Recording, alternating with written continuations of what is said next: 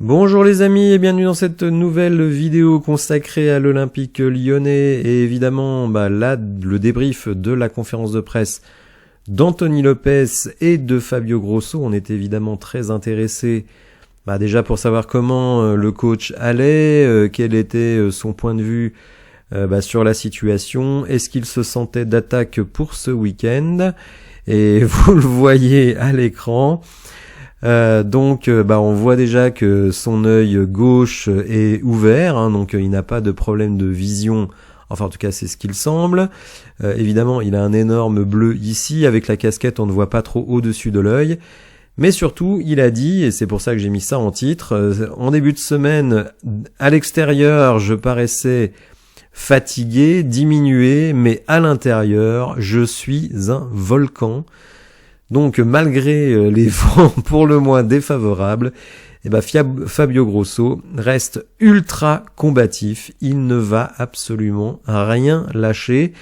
Malheureusement, aucune question ne lui a été posée sur l'équipe de dimanche, donc on ne sait rien du tout. Et moi j'aurais bien aimé quand même qu'on pose la question sur Ryan Cherki, c'est quand même un sujet. Mais le fait que le coach ait été blessé, d'une certaine manière, ça freine un peu les journalistes pour essayer de le titiller un peu. Il ne faudrait pas que la blessure qu'il a subie fasse quand même oublier ce qui se passe sur le terrain. Avec toute la compassion que j'ai et que nous avons pour Fabio Grosso, malgré tout, il y a un club à sauver. Lui, il s'y attelle du mieux qu'il peut. Mais évidemment, si les résultats ne viennent pas, ça va quand même devenir pour lui une position difficile à tenir. Alors avant d'aller plus avant, notamment sur Anthony Lopez et son intervention, on va regarder une info qui est tombée là il y a quelques minutes, info d'Hugo Guimet, vous savez, toujours extrêmement bien concerné, et qui nous annonce que 3 nouveaux scouts ont été recrutés par l'Olympique lyonnais. Vous savez qu'il y a eu 3 départs, je l'avais évoqué dans l'onglet communauté. Mais donc 3 nouveaux scouts arrivent et il faut bien, vous le savez, qu'on soit très performant lors du mercato d'hiver pour se donner un espoir de se sauver. Alors selon Hugo Guimet, Mathieu Sekinger ou Sekinger, je ne sais pas comment on dit, mais je pense qu'il est français, Thomas Morin, qui se définit comme coordinateur du recrutement professionnel, et Omar Siola donc arrive en plus de Mickey Football. Vous savez, Michael Marquez, qui s'est fait d'ailleurs connaître sur Twitter. Donc départ de Alexandre Janin, Caveglia qui était avec Cherou, et également Michel Rouquette qui donc eux prennent la porte. Hugo Guimet nous dit que ces hommes sont des personnes de confiance de Mathieu Lujan, avec qui il a travaillé à Manchester United et à l'Olympique de Marseille. Sekinger sera essentiellement sur le Royaume-Uni, la Belgique, les Pays-Bas. Morin sur le Portugal, l'Espagne et la France. Et Ciola sur l'Afrique. En chose, je ne sais pas comment on dit, reste sur l'Allemagne-Italie. Alors que Michael Marquez, lui, est plutôt sur l'Amérique du Sud et l'Asie à distance, ce qui veut dire que lui, il va regarder les datas sur ces différents continents. Donc une cellule, ça m'étonnait quand même qu'elle reste amputée de 3 éléments, donc qui se renforce à quelques semaines du mercato d'hiver. Et comme je le répète, ce mercato d'hiver, il est crucial. Il faudra faire cet hiver ce qu'on n'a pas pu faire cet été, c'est-à-dire renforcer l'équipe là où elle a des faiblesses. Et vous savez, les faiblesses, ce sont essentiellement en défense centrale, au milieu de terrain et dans les ailes. Ça fait quand même beaucoup de choses. Mais pour le moment, il faut faire avec les joueurs qu'on a.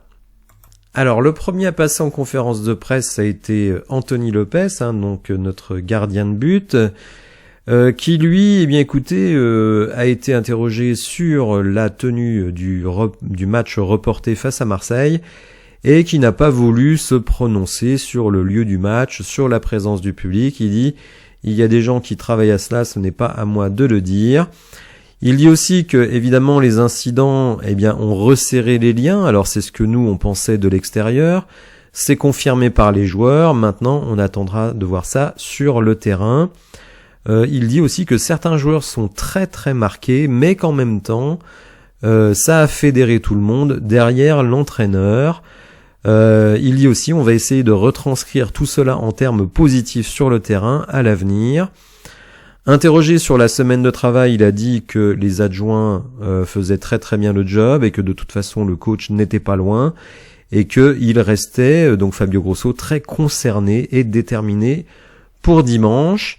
Il a lui aussi condamné, c'est tout à fait logique, les dérapages, notamment des Mezza Lyon, hein, vous savez, ces supporters, on va dire, racistes, hein, qui ont donné une image assez déplorable et finalement qui ont failli nous faire passer de victimes à coupables. Il a été interrogé aussi, et ça, bon, il faut saluer les journalistes, sur le fait qu'il ait joué contre Clermont, alors que vous savez, il avait pris un sacré choc la veille avec Mama Baldé qui décidément joue presque contre son camp en permanence. Et donc Anthony Lopez a dit que s'il a joué contre Clermont, c'est qu'il se sentait à 100%. Et donc voilà, il dit si j'ai joué, c'est que j'étais prêt à jouer. Si je n'avais pas été en état de jouer, je n'aurais pas joué. Vous savez que certains, on va dire, ayant appris ce choc qu'il a pris la veille, considéraient que, notamment sur le deuxième but, où il était très avancé, hein, il se fait quand même lober d'une manière assez surprenante, eh bien, il n'avait peut-être pas l'ensemble de ses capacités. Bon, c'est difficile à juger, mais bon, ce qui est sûr quand même, c'est que ce but-là, il nous fait très très mal, d'autant qu'il vient après un premier but où l'attaquant clermontois contrôle le ballon avec les deux mains. Bon, visiblement aujourd'hui c'est autorisé, donc je dis aux attaquants lyonnais, sachez, vous pouvez contrôler le ballon avec les deux bras et les deux mains.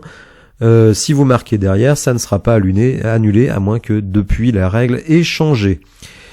Alors il a terminé son intervention par quelque chose quand même qui m'a assez surpris, parce qu'il a vraiment insisté, c'était pas une maladresse de langage, sur la nécessité de gagner contre Metz. Alors il dit, je pense que tout le monde comprend l'urgence de la situation, et il dit aussi, je pense que certains ont enfin compris là où ils avaient mis les pieds. Alors, c'est difficile à interpréter ça, hein. On a l'impression qu'il dit en gros aux recrues, vous avez cru arriver dans un grand Lyon qui allait jouer la Coupe d'Europe, comprenez bien qu'on est un Lyon qui est malade, qui est à terre, et qu'il va vous falloir être performant et vous sortir les doigts du « vous m'avez compris » pour nous sortir de cette sale situation. Bon, en tout cas, lui, il est déterminé, mais bon, Anthony Lopez, ça va pas nous surprendre. Toujours irréprochable, au moins dans l'envie.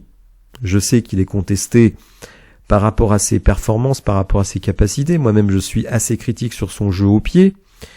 J'ai sorti les stats cette semaine. Sachez que sur les relances longues, il est à 47% de passes réussies. Ça veut dire qu'avec 53% où on perd la balle sur les relances longues de Anthony Lopez. Donc bon, malgré tout, voilà, s'il y a vraiment un dont le sang est rouge et bleu, c'est bien Anto. Alors Fabio Grosso donc s'est présenté ensuite. Il faut noter quand même que les deux conférences de presse ont été extrêmement rapides. Je pense qu'Anthony Lopez est resté 8 minutes, pas plus. Et Fabio Grosso a 11-12 minutes à tout casser. Et du fait qu'on ait parlé énormément de sa condition, finalement on n'a pas tellement parlé de football, ce qui est quand même un petit peu embêtant. Comme je l'ai dit en début de vidéo, j'aurais quand même apprécié qu'on parle de la situation de Ryan Cherki, mais ça ne sera pas le cas. Alors Fabio, il veut pas s'apitoyer sur son sort. D'ailleurs il dit, quand on lui demande est-ce qu'il a subi un traumatisme, alors il dit c'est surtout de la tristesse. Surtout avant un grand match, on devait faire une belle fête malgré les rivalités. Et il dit aussi que, écoutez, lui, il n'est pas le seul qui a été touché, hein. Il a quand même eu une pensée pour son adjoint, évidemment, mais aussi pour les supporters qui eux-mêmes ont morflé dans les autres bus. Ce qu'il espère, c'est que malgré tout, ce qui s'est passé à Marseille va servir pour prendre les bonnes décisions, hein. On a appris d'ailleurs ce matin que les supporters du LOSC ne seraient pas admis à Marseille. C'est quand même assez étonnant que la préfecture accepte 600 supporters lyonnais et n'assurent pas leur sécurité, et en tout cas estiment qu'ils peuvent assurer leur sécurité, alors qu'on connaît les rivalités. Surtout si on rajoute une couche politique, ce que je ne ferai pas, mais vous voyez très bien ce que je veux dire. Et on n'accueille pas des supporters lillois avec lesquels, on va dire, les antagonismes sont bien inférieurs. D'une certaine manière, la préfecture, en agissant ainsi, reconnaît qu'elle s'est totalement viandée. Mais évidemment, vous n'entendrez personne le reconnaître. En tout cas, Fabio, il considère, il n'a pas voulu vraiment rentrer dans les détails, mais que pour le moment, les premières décisions qui ont été prises montrent que on n'a pas forcément pris en la mesure de la gravité de la situation et qu'il se demande s'il faut qu'il y ait encore quelque chose de plus grave pour que ça bouge. Écoutez, on verra bien ce qui va se passer. Est-ce que le match aura lieu à Marseille? Est-ce qu'il y aura du public? Est-ce qu'on sera en terrain neutre, à huis clos? Je ne sais pas. Ce qui est sûr en tout cas, c'est que Marseille ne sera pas pénalisé en termes de points. Alors je le répète parce que cette phrase m'a plu quand on lui a dit « Est-ce que tu te sens bien physiquement, etc. etc. » Il dit « En début de semaine, à l'extérieur, j'étais un peu faible, mais à l'intérieur, je suis un volcan. » J'ai beaucoup aimé cette expression. On pourra dire tout ce qu'on veut avec Fabio Grosso, certains de ses choix tactiques, certaines de ses compositions. D'ailleurs, si vous voulez avoir un petit frisson dans le dos, je vous invite à aller voir TKYDG de lundi, où ils ont publié la composition qui était prévue. Alors je vais m'accorder une petite fleur, puisque j'avais pronostiqué un 3-4-3. Alors c'était pas un 3-4-3, c'était un 3-5-2, mais en tout cas voilà, 3 défenseurs centraux. 3 défenseurs centraux parmi lesquels il n'y avait pas Lovren. On avait Clinton Mata, comme je l'avais proposé. On avait Jake O'Brien, en qui visiblement Fabio a beaucoup de confiance. Et notre ami Sinali Diomandé. Sinon, sur le reste de l'équipe, on était un peu sur de l'attendu, mais on était sur un 3-5-2. Donc vous voyez, le but de Fabio, c'était surtout de ne pas prendre de but et de ramener un point. Je ne vais certainement pas le blâmer, c'est sûr qu'on n'aurait pas vu du grand football. Je crois qu'en plus, alors la cerise sur le gâteau, c'est qu'en pointe, on avait Lacazette et Baldé, avec donc 2 latéraux qui étaient Tagliafico et évidemment Koumbedi, et au milieu de terrain, donc 3 milieux de terrain, il me semble qu'il y avait Shkeli Alvero, je ne suis pas sûr. Je crois qu'il y avait Cacré, je suis pas certain qu'il y avait Tolisso, je ne me souviens plus qui était le 3e milieu de terrain, mais vous voyez, on n'était pas parti pour proposer un jeu très très funky. Alors, lui aussi interrogé sur est-ce que les incidents, les événements ont ressoudé le groupe. Alors lui, il considère déjà, alors ce que j'aime bien, c'est qu'il est pas du tout à se plaindre, parce que il dit les joueurs ont montré du courage. Il parle donc de dimanche dernier, et il faut que cette solidarité et ce resserrement, on va dire, du groupe, se retrouvent sur le terrain. C'est vraiment l'enjeu du match de dimanche. Évidemment, la victoire est obligatoire, mais aussi on veut voir des mecs qui se donnent, des mecs qui y vont à fond. Dernière chose, il a voulu quand même rendre hommage aux supporters, tout en condamnant évidemment ceux qui avaient nettement dérapé dans le parkage lyonnais. Mais il trouve que les supporters sont vraiment fantastiques parce que malgré les résultats, ils sont là et on doit faire davantage pour leur rendre tout ce qu'ils nous donnent. Donc vous voyez, un Fabio Grosso à terre, mais qui s'est relevé. D'ailleurs, vous aurez sans doute noté que dans les visuels, alors j'avais publié la photo dans l'onglet communauté de Fabio Grosso en sang, mais quand j'ai fait la vidéo de lundi pour parler de l'incident, j'ai voulu mettre une photo, et c'était volontaire, une photo de Fabio Grosso debout, donc quelques heures après le caillassage, avec son bandage, mais il était debout, il marchait, c'est quand il est allé voir les supporters. Donc j'ai préféré montrer un Fabio Grosso debout, plutôt qu'un Fabio Grosso atteint.